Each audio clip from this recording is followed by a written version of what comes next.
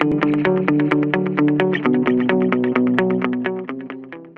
students, welcome back to another interesting session of the Daily Current Affair Analyst at Vajiram and Ravi. Today, we'll take up 5 news items, out of which the first 3 are of immense importance for the upcoming Mains 2024 examination. First, we'll take up the issue of change in regimes in India's neighborhood and the possible repercussions for India's neighborhood first policy. Then, we'll take up the issue of persistence of institutional violence and how it hinders the goal of gender equality, that is the SDG 2. Third, we'll take up the issue of India's failure in increasing its horticulture exports and what could be the possible measures to achieve an increase in these exports. Fourth, we'll take up the issue of power sector in transition in face of the challenges posed by climate change. And last, we'll take up the issue of possibilities between India and Africa collaborating in order to achieve nutritional security. After that, we'll take up the 4 Prelims Snippets topic. So please be sure to join in. The first topic for today is the crisis that is shaping up in India's neighborhood, and we will be discussing this with reference to the resignation of Prime Minister of Bangladesh, Sheikh Hasina. This topic is important for GS2 part of the syllabus that deals with India and its neighborhood and its relations. So, the protests that were taking place against Sheikh Hasina, these were linked to the 1971 Bangladesh Liberation War, which in turn can be traced to independence and partition of India and Pakistan in 1947. So, the partition of India was based on the two-nation theory, which viewed Hindus and Muslims as two separate nations. Now, the creation of a new independent nation based on the solidarity around religion, this started to come under immense pressure from the very beginning itself, and this we see in 1952 when Urdu was adopted as the national language of Pakistan. However, bulk of the population of Pakistan resided in East Pakistan or the present day Bangladesh, and hence there was a demand that Bangla language should also be recognized as a national language. The movement that was started around this demand for Bangla also as a national language in Pakistan is the reason why 21st February is celebrated as the International Mother Language Day across the world. The conflict between East and West Pakistan centered around the issue of language continued, and in 1954, General Ayub Khan, the president of Pakistan, initiated one unit scheme. So, to counter the dominance of Eastern Pakistan, which was one province, entire provinces of West Pakistan, which were Punjab, Sindh, Baluchistan,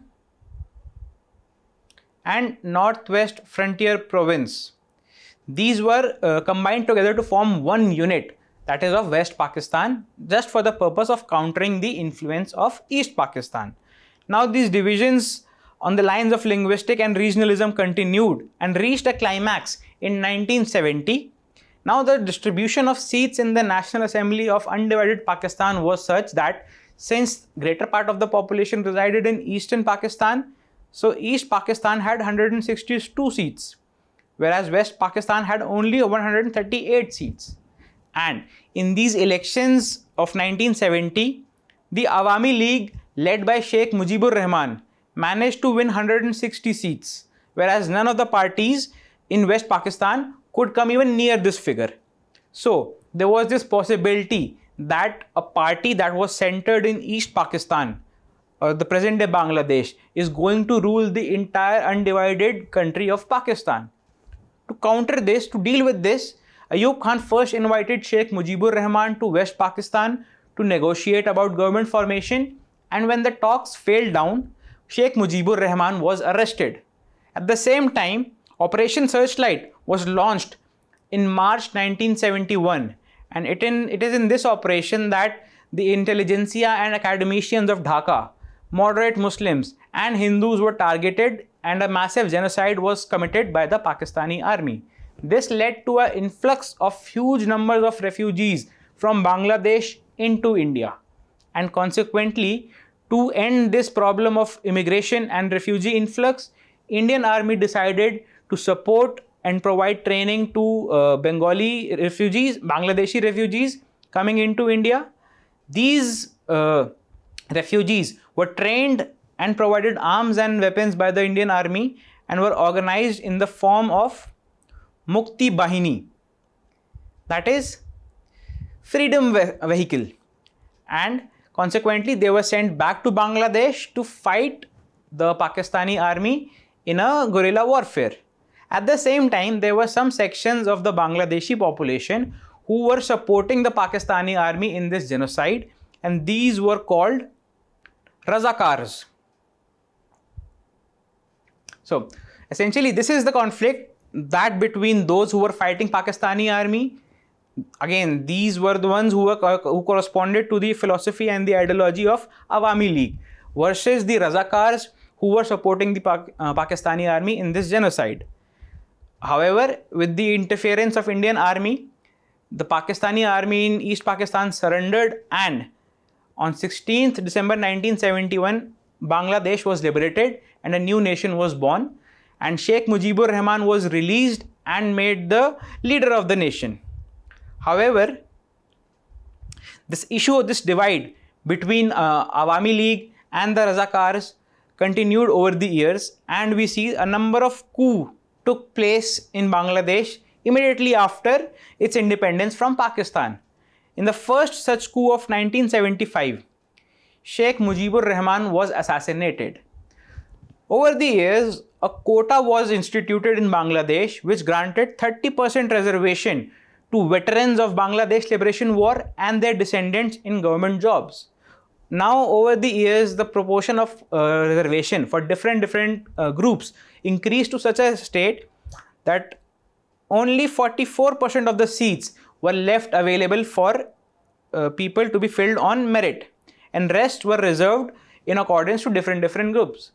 This matter of reservation was under judicial scrutiny of in Bangladesh, and in the last couple of weeks, Supreme Court of Bangladesh thrashed down this quantum of reservation, and 93% of seats were made available to be filled on merit. And the quota for the veterans of Bangladesh Liberation War, it was reduced to 5%.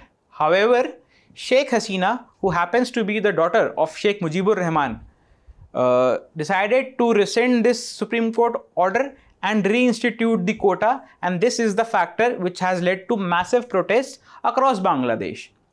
Now, this is not the first change in a pro-India friendly government in our neighboring countries, and this is going to create a number of problems which we'll have a look at. So, we all remember the Taliban takeover of Afghanistan once US withdrew its troop in 2020. India had invested considerable amounts of resources in cultivating a friendly relationship with the National Unity Government which was governing Afghanistan during the time when US troops were present on ground. However, once the Taliban took over, India found itself out of sync with the new government in Kabul. Nepal and Maldives, often considered reliable allies of India, have also expressed sentiments of discontent against interference. With respect to Nepal, this can be traced to the issue of territorial disputes surrounding the region of Kala Pani. At the same time, there is also a little discontent against India with regards to the 2015 blockade, which was carried out by Madhesis and tacitly supported by the Indian government. And thus, there is a discontent against Indian interference in domestic affairs of Nepal. Furthermore, in Maldives, the present president was leading a campaign that was allegedly aimed at countering the role of India and was called India Out Campaign. Now, with respect to Sri Lanka as well, we see that a majority government was forced to resign due to the massive debt and inflation crisis created due to their policies, and a new government has been formed which is not politically stable. At the same time, in Myanmar, which was on a track towards democratization, there we witnessed a sudden downturn when the military junta decided to suspend the constitution and arrested pro-democratic leaders. So, This is the situation of India's neighborhood, which appears to be in a state of crisis. And this is going to pose severe challenges for India's foreign policy in its neighborhood also, such as, firstly, the vacuum that was created by US departure from Afghanistan. This was readily filled by China, and we see China has been increasing its influence in our neighboring countries. For example, in Afghanistan, it has managed to cultivate a friendly relationship with the new Taliban government in order to protect its investment projects such as the CPEC and other BRI projects. In Myanmar also, China has been cultivating a friendly relationship with not just the military junta but also the ethnic armed organizations who are actually controlling some of the border provinces of Myanmar in order to safeguard its strategic interest. Furthermore, our neighbors have been pursuing a balancing act wherein they are readily allowing India and China to compete amongst each other in order to maximize the gains for their respective countries. Thirdly, the region of South Asia, according to World Bank, happens to be one of the most unconnected or least interconnected regions across the world in terms of trade, and it is in fact second only to sub-Saharan region in terms of interconnection. And lastly, the issue of poverty, which is rampant in South Asia. Even in Bangladesh, we see that the unemployment rate has reached almost 40%, which was a big factor in these massive protests that took place.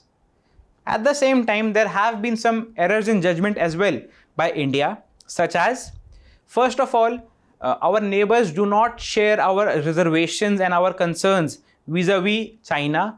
Hence, we see that they are ready to accept Chinese aid and at the same time also allow Chinese military vessels and naval vessels in their territorial waters and their ports. Secondly, by suspending SAARC, India had hoped to bring Pakistan to the negotiating table and make it behave like a responsible power, which unfortunately has not materialized. And at the same time, one of the most prominent mechanisms for fostering interconnections in South Asia has also become defunct. Thirdly, India used to view itself as a resident power in South Asia in terms of the geographical area, its economic capacity, its population, and its technological power. It was expected that India is going to play the dominant role in the South Asia region. However, over the years, China has managed to penetrate the so-called domain of India, and this needs a realistic assessment. This needs a more realistic assessment for future. Lastly, India has been following a status quo approach, that is, with respect to fostering ties with the leadership, India has focused on leaders of the nation in capital or national level, and at the same time, it has neglected other power centers in the neighboring countries. This has created a situation where, in case of a sudden regime change, India has often found itself out of sync with the new leadership in our neighboring countries. So, what should be the way forward for India, and how should we deal with these emerging challenges? First of all, India can no longer afford to not recognize that China has enhanced its status in South Asia, and we have to deal with China at a more equal footing. Secondly, India has to step up and provide an alternative to China. Now, in terms of material resources, this may not be possible directly, but by fostering a broad coalition of like-minded democracies, India can provide an alternative to China in forms such as Indo-Pacific Economic Forum. Thirdly, India's approach with respect to our neighbors has to be flexible enough to accommodate multiple power centers in our neighboring countries so as to ensure that irrespective of who is in power, India has a secure and trusted relationship with the country. Lastly, in order to implement these foreign policy changes, which would require extensive efforts, manpower in Ministry of External Affairs also needs to be increased. Now, this issue is important for the upcoming Mains 2024 examination. So you can try this practice question. assess the recent shifts in geopolitics in South Asia with reference to India's neighborhood first policy. Okay, treat this as a 15 marker and try to write it in 250 words. The second topic for today is that of institutional violence and how persistence of institutional violence against women continues to hinder the achievement of goal of gender equality envisaged in Sustainable Development Goal 5. This topic is relevant for GS1 part of the main syllabus that deals with social empowerment. So, what exactly is institutional violence? We have a definition here which says an established form of interpersonal violence resulting from existence of such institutions, for example, police, prisons, and from practices of repressive justice. That is, those norms, beliefs, and practices followed by institutions that emphasize and reinforce the subordinate position of women vis-a-vis men and at the same time perpetuate the stereotypes about their roles. These are termed as institutional violence. And taking a look at this, we can understand that violence against women is not just limited to physical form, it also includes mental as well as emotional and verbal violence.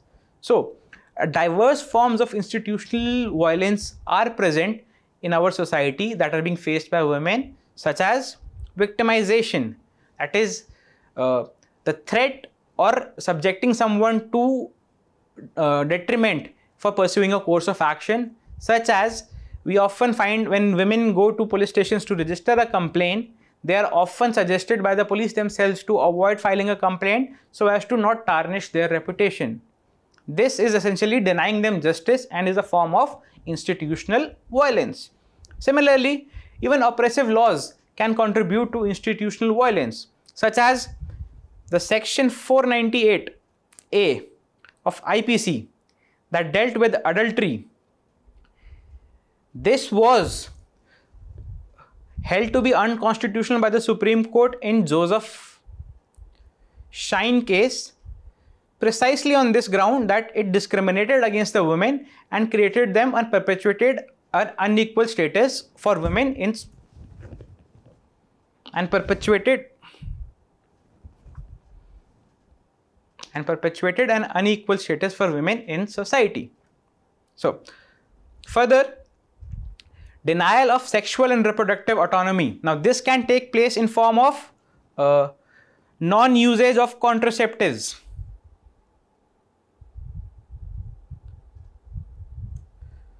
forced abortions,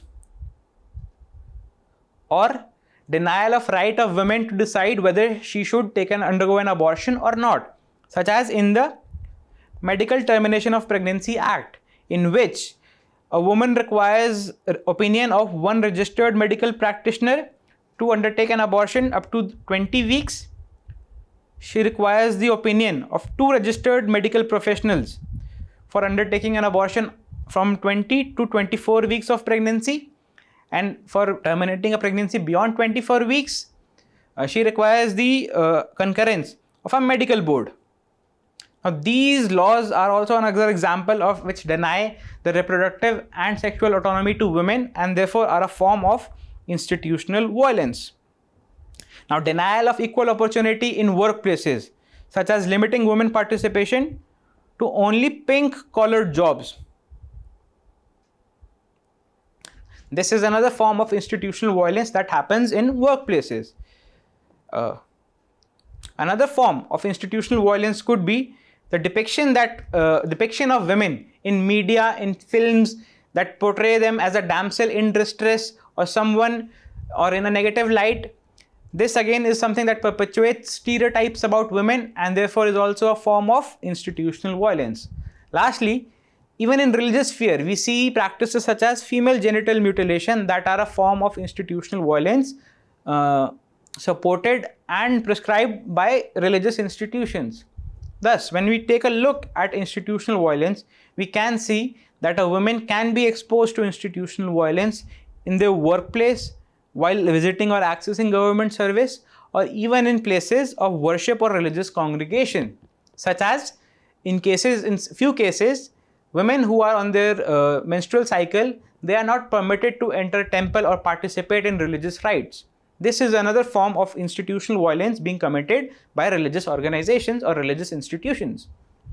So, coming to this issue, what is the situation with respect to violence against women in India? A number of reports have suggested that almost 50% of women in India have faced domestic violence at some point of their life. Further, 2 out of 3 Dalit women have experienced sexual violence in their lifetime. And it is this Lalita Kumari case which had set a remarkable precedence. This involved the sexual exploitation of a Dalit girl. And it is in this case that the Supreme Court set a precedent that registering of FIR is a right under section 154 of CRPC. Now, these instances of violence can also be seen in the NCRB report of 2023, which recorded 28,111 cases of crimes against women.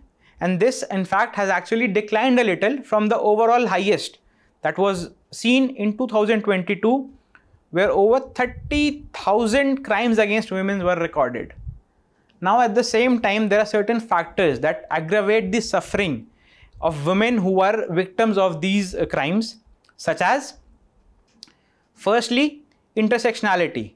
This refers to the multiple identities that a person possesses and how it shapes their experience.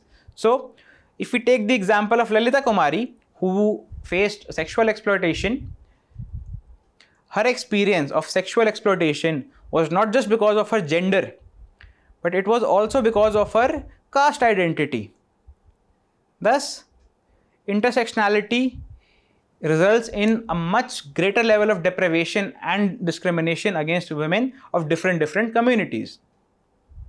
At the same time, bureaucratic apathy is also a reason that is responsible for aggravating the distress undergone by women or victims of institutional violence. A study by JPAL, a global think tank, revealed that almost 39% of the government officers expressed a view that cases filed by women with respect to allegations of rape are often false. This betrays a stereotypical mindset that pervades even the bureaucracy and is a factor responsible for their apathetic treatment of victims. Thirdly, political underrepresentation of women also happens to be a concern. Why? This is because even though in the general elections of 2024, the issue of political reservation for women was important, yet there could not be a larger discourse built around it towards the demand of gender equality, which remained largely absent in the electoral discourse. The last factor which may perpetuate or aggravate the institutional violence and its effect on women is victimization by state and society. This we often see in judiciary when the accused is granted bail if he agrees to marry the person whom he has raped. So such cases of apathy and discrimination continue to pervade our institutional structures and therefore are a factor responsible for persistence of institutional violence. So, even though there are a number of laws in India that are meant to safeguard women, sometimes, more often, it is the poor enforcement of these laws which is a deterrent. Even though there are a number of laws in India for safeguarding the rights of women, it is the poor enforcement of these laws which is a big concern and a factor in perpetuating institutional violence. At the same time, in many of the cases, these laws themselves are becoming a tool of institutional violence, such as the Immoral Traffic Prevention Act of 1956.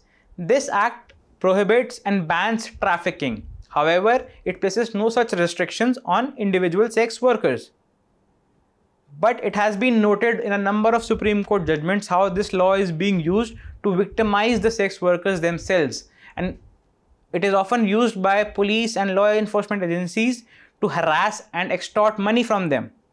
So institutional violence, again, an interesting case study to counter this bureaucratic apathy and poor enforcement of law comes from the Bundelkhand region, where an NGO, Vanangana, primarily led by women, is working to ensure that government officials, including police officers, are sensitized to the needs of victims and women and follow a victim-centric and woman-centric approach while enforcing laws. So there are certain recommendations given by committee formed under the Convention for Elimination of All Forms of Discrimination Against Women. These recommendations include legislative measures which should, first of all, ban all such practices, norms perpetuated, followed by cultural or religious authorities that are discriminatory against women, such as female genital mutilation.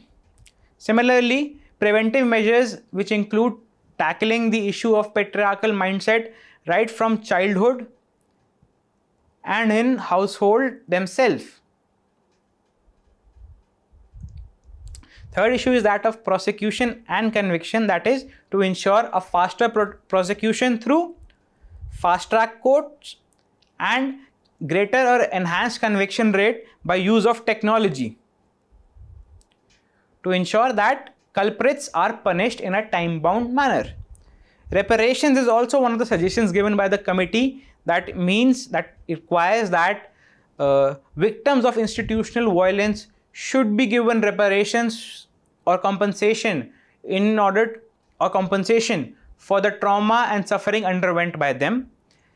At the same time, monitoring these measures, collecting data regarding it and evaluating their performance is also important to ensure that necessary changes and tweaks are made to increase the efficiency of these measures. Lastly, international cooperation is also required so as to ensure that best practices across the world are implemented in countries that are lagging behind in eliminating these forms of violence against women.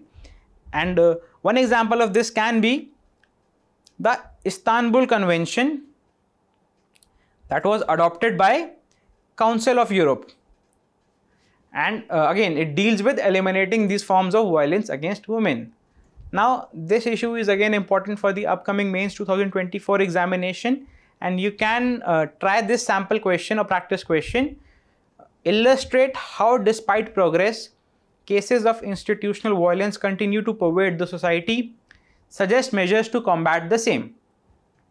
Treat this as a 15 marker and try to answer it in 250 words. The third issue for today is that of established horticultural exports.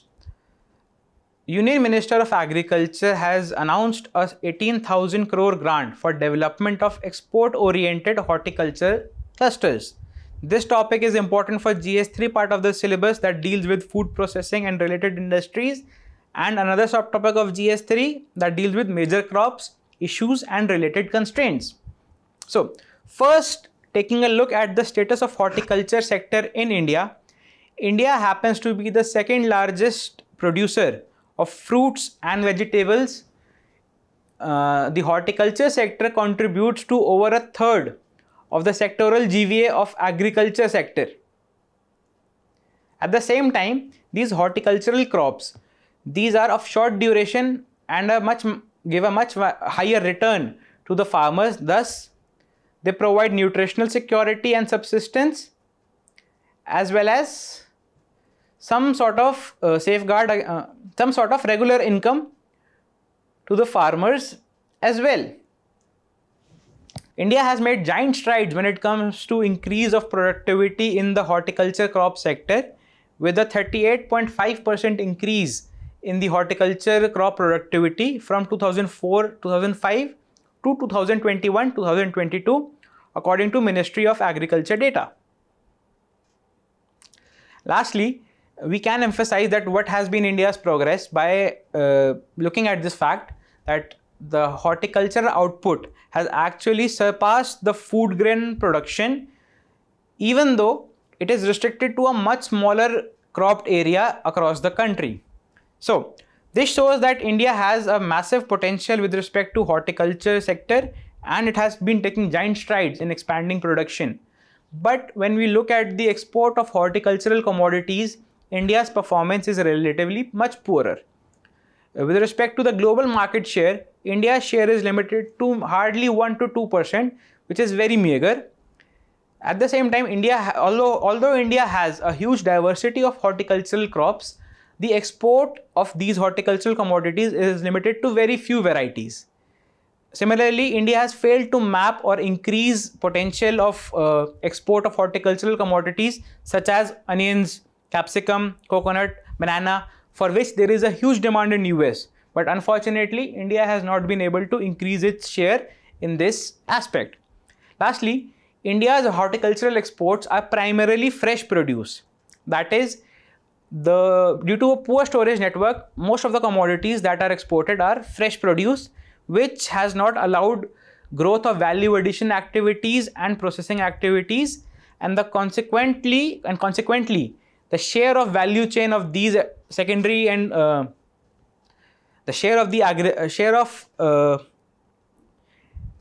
consequently the share of value chain corresponding to value addition and processing sectors has been deprived from India. So what are the measures that have been taken by the government to promote horticultural sector? Mission for Integrated Development for Horticulture was launched, and under this 3 subcomponents are involved. The first one deals with National Horticulture Mission that takes up promotion of horticulture across the territory. Second component gives special emphasis on northeastern and Himalayan states. And the third component includes the establishment of Central Institute of Horticulture. Now this is a CSS, that is centrally sponsored scheme, and for the Himalayan and northeastern states, the ratio of funding between center and states is 90 to 10, whereas for rest of the states it is 60 to 10. Now another project that has been launched is Horticulture Cluster Development Program. This happens to be a central sector scheme. That is, it is entirely funded by the Union government, and it is intended to promote horticulture across the territory. Furthermore, India has allowed 100% FDI via automatic route in food processing industries, and at the same time, the agri-export policy of 2022 has set an ambitious target of increasing India's agricultural exports from 50 billion to 100 billion by 2030, and in this, horticulture sector is expected to play a very important role. However, there are still certain hindrances to the growth of horticulture sector in India in spite of these measures being taken, such as, although there have been schemes such as mega food parks, the growth of agro-processing clusters has been very slow. Similarly, low technological adoption rate is also a cause behind India's failure to increase its horticultural exports, especially with respect to the traceability requirement, which guarantees the quality of product throughout the value chain. At the same time, due to rampant use of chemicals and fertilizers in Indian agriculture, the horticultural commodities are often having very high levels of residues of chemicals and fertilizers. And due to this, these export shipments are often rejected or not allowed to enter the country due to sanitary and phytosanitary measures adopted by these countries. At the same time, horticultural processing activities also require few essential imported raw materials. However, due to a high import tariff set by India, the cost of these inputs necessary for a fledgling horticulture processing sector has increased very much and has been a cause of deterrent. Apart from that, India has been offering export-linked subsidies for agri-exports, but these subsidies are again being taken up in WTO, World Trade Organizations, for distorting trade. And lastly, one reason why we have failed to capitalize on horticultural exports is that almost 15 to 20% of the produce gets wasted due to poor storage facilities. So what could be the way forward for India when it comes to increasing our horticultural exports? One way is that firstly we have to increase participation of private players by offering them right incentives, and at the same time liberalizing the agricultural sector. Second thing is that monitoring and regulation of chemical usage is important to ensure minimum amount of residues are present in horticultural commodities, and at the same time for promoting organic farming. Now, Agri Infrastructure Fund provides a very critical source of funding to promote cold storage facilities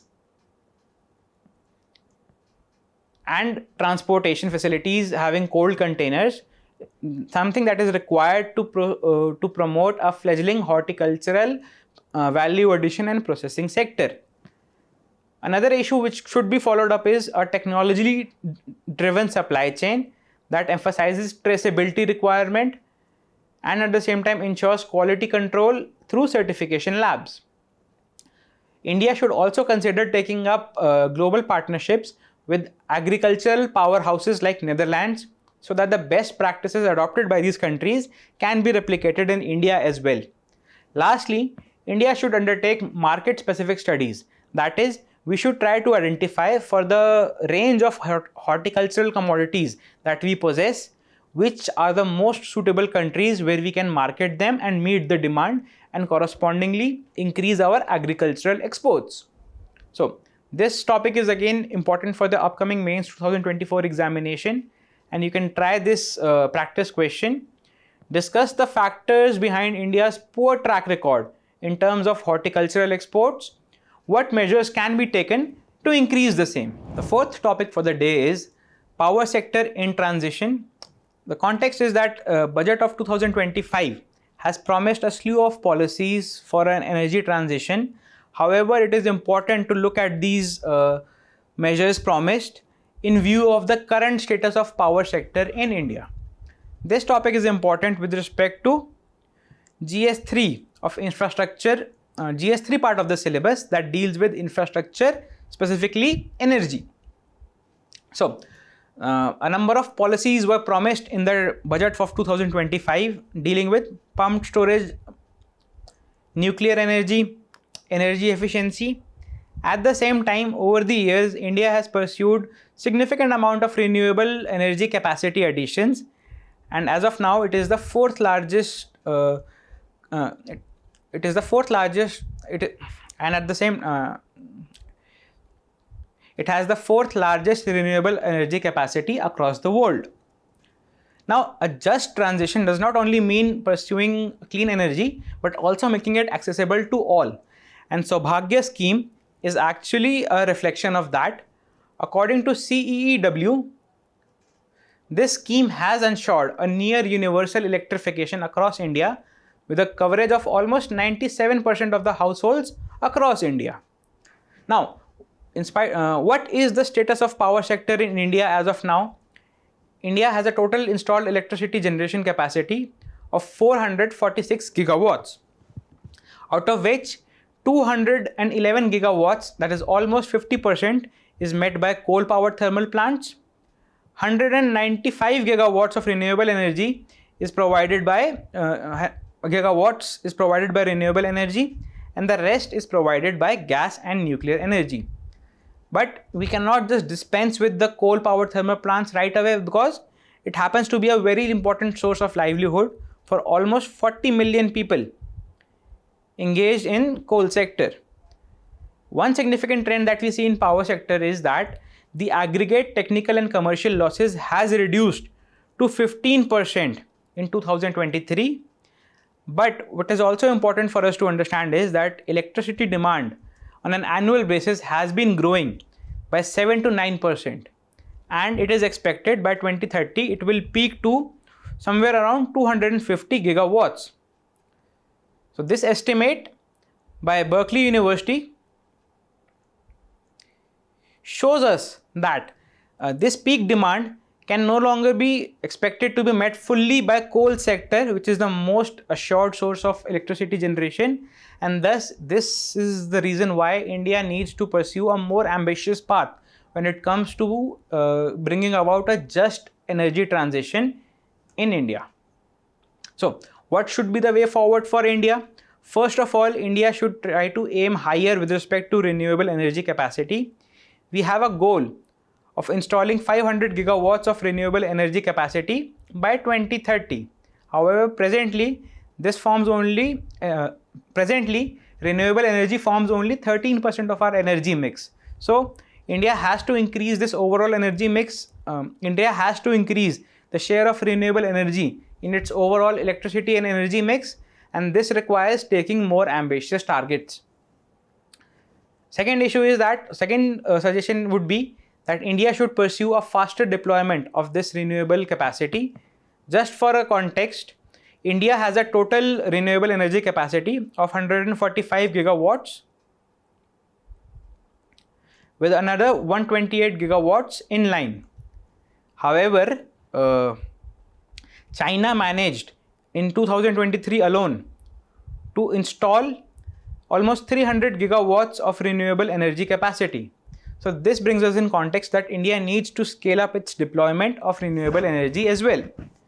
Thirdly, India should try to reduce the volatility in electricity market, and a major reason for this is that almost 6% of our electricity demand, it is just only 6% of our electricity demand is met by power exchanges, whereas the remainder 94% is met by bilateral PPAs, power purchase agreements, which happen to be signed between the distribution companies and the generation companies, and due to this contractual nature, they are highly uncompetitive, and therefore in future they cannot be relied upon to meet the dynamic demand, which is going to increase very high. At the same time, India should optimize its coal reserves and coal powered thermal plants, because coal is going to be a mainstay of our energy security in the medium term. Now, optimizing coal thermal power plants is important so as to reduce the demand for new thermal power plants. This can be done by prolonging the life of already existing or already in use thermal power plants, and thereby reduce the locked in emissions. That is, if new coal power plants are established today, they are going to continue to function for a much longer period, and therefore emissions will get locked due to economic necessity. Now, digitizations of DISCOMs is also important, and this involves deployment of smart meters. Now, deployment of these smart meters is essential to ensure a society where an individual is not only a consumer but also a producer, that is, a prosumer. And this can be done by adoption of decentralized electricity generation solutions such as rooftop solar energy. So, an individual is going to meet some portion of his demand through decentralized electricity generation solutions, and the surplus can be sold to create income for the consumer himself. Now, with respect to just energy transition, the principle of common but differentiated responsibilities needs to be highlighted as well. This ensures that the developed countries of the world, who are responsible for bulk of the greenhouse gas emissions, they assist the global south in pursuing a low energy path towards development, and later on a net zero path towards development, by providing transfer of technology, assured finance in forms of grants, not just loans. And thirdly, the burden of reducing emissions should not just fall only on the global south, which is pursuing its development, but rather reciprocal commitment should be taken to reduce their emissions by the developed world as well. The last topic for today is the possibility of synergy between India and Africa to meet their nutritional security. Several Indian states and countries of Africa share a similar situation when it comes to nutritional security, and thus this opens a possibility of collaboration South-South collaboration in meeting the goals of nutritional security. This topic is relevant for GS3 part of the syllabus that deals with effect of policies and politics of developed and developing countries on India's interest. Now, First of all, what is the definition of food security? We have one definition here which says food security exists when all people at all times have physical, social, economic access to sufficient, safe and nutritious food which meets the dietary needs and food preferences for an active and healthy life. Based on this, we can identify the following dimensions of food security, which are availability. That is, there should be the amount of food produced in a country should be enough to meet the demands of all. Second is accessibility. That is, this food should be accessible to people in all parts of the country or region.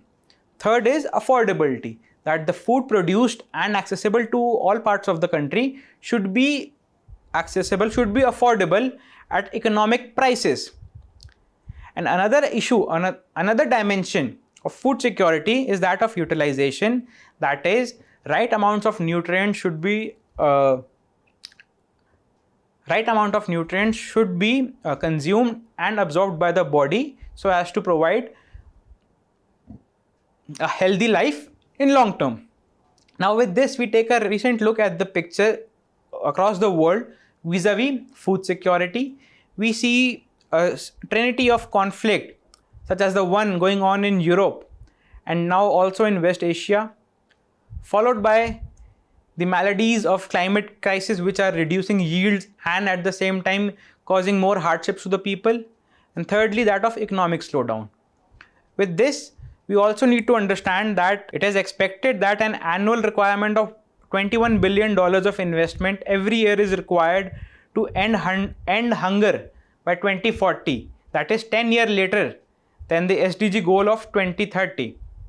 Lastly, India's leadership in G20 has resulted in a vision, in a paper on bioeconomy that recognizes the potential of smart food systems which cover all parts of food production, processing, transportation from farm to fork. Now with this, the International Conference of Agricultural Economists was scheduled in India. This was the 32nd session, and the last session that took place in India was in 1958. So this is the second time India is hosting this International Conference of Agricultural Economists, which has presented its findings on a special session. This is a comparison between the experience of African countries and some states in India. And based on this, they have come out with the findings as follows. Firstly, high debt service ratios, that is high burden of debt, leads to a situation where the overall share of agricultural expenditure reduces very much out of the total allocation for social sector. Secondly, agriculture has been underfunded in most of the African states when it is compared to Indian states, and this is something that Africa can learn from Indian states. Thirdly, enhancing public spending on agricultural R&D, that is research and development and extension, has a very high multiplier effect, and therefore this could be a game changer for these African countries as well as India in their pursuit of development and nutritional security. Lastly, reforms in subsidies have been deemed essential so that the finances can be transferred towards more productive investments like capital expenditure in agricultural sector. So what is the possibility with respect to cooperation between Africa and India with respect to agriculture? Firstly, with the inclusion of African Union in G20, the vision for a bioeconomy is going to be much more pronounced. At the same time, we are having a series of developing countries who are going to preside at G20 sessions in future also, and thus the potential for collaboration is immense. Secondly, India and Africa cumulatively account for almost 3 billion people, and therefore this collaboration is going to have very high dividends in terms of livelihood and development. And lastly, with India's technological progress, a smart food system can start to be developed in Africa and India to create a template that can be replicated across the world. So with this, we move on to the prelim snippet topics for the day. The first topic is that of aldermen. And this is in context of the recent Supreme Court verdict, which has held that Lieutenant Governor is not bound by the advice of Council of Ministers while appointing aldermen in Municipal Corporation of Delhi. So, alderman is essentially derived from the term elder man or old man, and this refers to the practice of senior most individuals being given the task of handling small rural societies or villages in early days. With this, later on, the habit started to, a trend emerged where senior individuals, due to their experience and expertise, were appointed in municipal corporations without having to contest the elections and hence were nominated. The same practice is followed in Delhi as well, where the Lieutenant Governor, under the Municipal Corporation of Delhi Act 1957, can nominate up to 10 people over the age of 25. There have been important Supreme Court pronouncements over this practice of nominating aldermen over the years, such as in 2022, Supreme Court ruled that aldermen do not have a right to vote in elections of office bearers of MCD, that is in elections of mayor or deputy mayor. And recently, Supreme Court has again ruled that while nominating these aldermen, the Lieutenant Governor is not bound to act by the aid and advice of Council of Ministers and can exercise his own discretion. The second topic is that of appropriation bill, and an appropriation bill corresponds to the expenditure side, just as a finance bill points to the income side. Both finance bill and appropriation bill are deemed to be a money bill under Article 110, and appropriation bill refers to sanctioning of funds to be used by government that are to be taken out of Consolidated Fund of India. And with respect to this bill, the following provisions are mentioned in Article 114. First of all, the demand of grants has to be approved by House of People, and this demand of grants forms a part of the appropriation bill. Secondly, the expenditure charged on Consolidated Fund of India, such as the pensions and salaries of Supreme Court judges, these expenditures are also included in appropriation bill. And why is the appropriation bill important?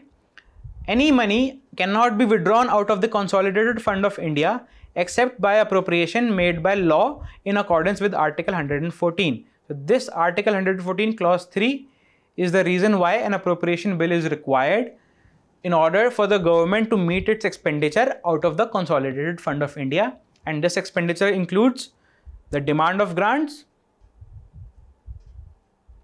that is voted upon by House of People or Lok Sabha, as well as the expenditure charged on Consolidated Fund of India. Now, the third topic for the day is Srinagar, which has been declared a craft city by World Craft Council. So, a number of craft industries are a very big attraction of Srinagar, such as the carpet industry. Now, this carpet industry can be traced to the visit of a Sufi saint, Sayyid Ali Hamdani, in 14th century, and it is said that his visit was responsible for the emergence of carpet industry of Kashmir, which is world famous today. Apart from that, Pashmina woolen crafts that are procured from the wool of Changthangi sheep, these are native to Ladakh. So this again is a very popular handicraft industry of Kashmir. Apart from that, walnut wood carving, Sozni embroidery, Kani shawls are also some of the handicraft industries that are very prominent in Srinagar. One industry of one textile sector, that is of Shahtush, a wool that is derived from Tibetan antelope, also called chiru. Now this is banned in India, and the trade in wool of Tibetan antelope has been banned by CITES since 1975. Now here we have the mosque created in honor of Saint Sayyid Ali Hamdani by Sikandar Shah, the ruler of Kashmir in 14th century. And this mosque happens to have a combination of two very unique elements of two very unique elements of Srinagar's craft heritage. At one end, it is linked with the personality responsible for fostering carpet industry in Kashmir. At the same time, it is a very unique example of walnut wood carving as well. Now, the last topic for the day is that of Article 370, which was declared inoperative by a presidential order on 5th August 2019. That is 5 years ago. Now, this was a part of Part 21 of Indian Constitution. This was a temporary provision which was included so as to ensure that the suggestions of the Constituent Assembly of J&K with regarding the relationship between India and Jammu and Kashmir and the extent to which the Constitution of India would apply to Jammu and Kashmir could be included in Indian Constitution as well. Now, a presidential order is required to amend or modify the extent to which Indian Constitution will apply to the J&K under this Article 370. However, on subjects that were covered in Instrument of Accession, the President, that is those subjects on which the power to legislate and take actions was delegated to the Government of India, on such issues, the President could issue a notification or presidential order only in consultation with state government. Whereas for all the other issues, the President and the Indian government required the concurrence, that is agreement of state government, to issue a presidential order.